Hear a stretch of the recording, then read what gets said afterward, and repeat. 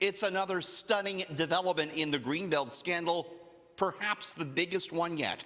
The RCMP has launched a criminal investigation into the Ford government and its handling of the decision to open up the protected lands. It looks like the RCMP has come back and said not only is it worthy of an investigation, meaning there must be something for them to at least suspect some possible wrongdoing. Was there anything criminal going on with the Ford government's move to hand over parcels of the protected Greenbelt to a select few developers? That's what the RCMP is now going to look at.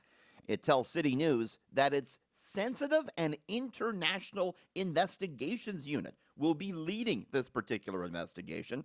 Now, that's not to say there's any international aspect to this. A former RCMP investigator tells me that's the division that usually handles government investigations. Because they deal with bribery and corruption at such high levels and of sensitive nature, meaning that there could be, I guess, privileges that come from different cabinet discussions and such. They're going to be familiar with all of that and won't put the proverbial foot in the mouth, so to speak. According to its website, this RCMP unit that's now looking at the Ford government usually looks at, quote, allegations of financial crimes, fraud, corruption, breach of trust, and illegal lobbying. Now, remember how we got here. The province removed land from the protected Greenbelt last year as part of what it says was its push to build more homes.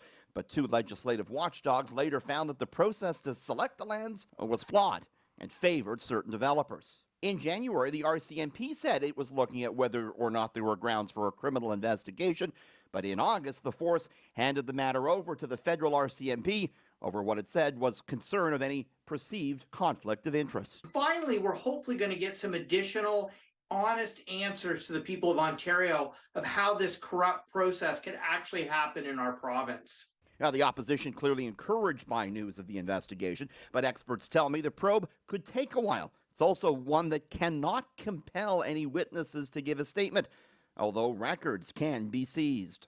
They might have to go for warrants, whereas documents and any sort of banking information or emails and such were probably available without going to warrant with the other investigations. And then at the end of the day, the RCMP has to prove beyond a reasonable doubt for a criminal charge. A written statement from the Premier today reads, and I quote, "The government will fully cooperate with any investigation. We have zero tolerance for any wrongdoing and expect anyone involved in the decision-making process about the Greenbelt lands to have followed the letter of the law." Now, Ford has previously said that he's confident nothing criminal took place, but the opposition say they're not so sure. I think it defies belief. The Premier mandated these changes be made. He directs everything from the top. Now, opposition leaders say they want to see immediate resignations if the RCMP does file criminal charges. Whoever, including the Premier, if anyone is connected and found to have engaged in criminal misconduct, they absolutely should resign. Now, last month, Ford apologized for the Greenbelt land swap and promised in a big U-turn not to touch the protected lands. Ever since, it looks like he had really been trying to change the channel from this. However, the RCMP investigation opens up a whole new aspect to this scandal, one that could be politically disastrous for the government should any criminal wrongdoing be found.